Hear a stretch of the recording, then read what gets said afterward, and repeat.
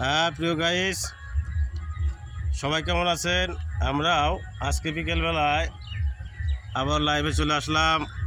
আমরা সেই 3 বন্ধু।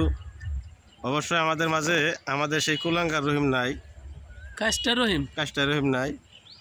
রহিমকে তাও আমরা মিস করতেছি।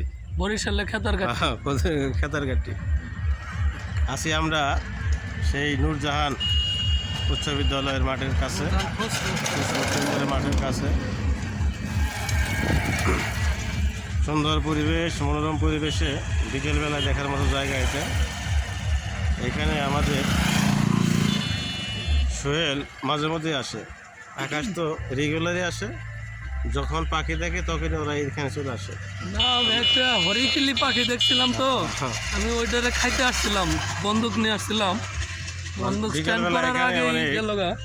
পাখি আসে, আশা করি যারা পাখি শিকার করেন সেই পাখি প্রেমিকদের দাওয়াত রইল, আপনারা এখানে আসবেন।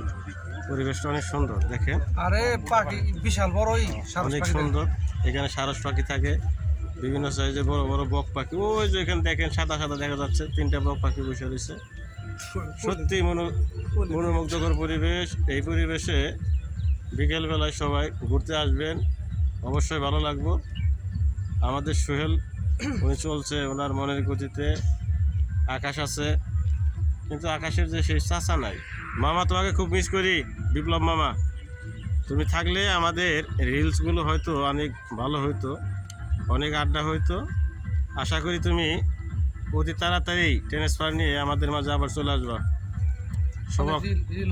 শুভকামনা সকলের জন্য। ধন্যবাদ।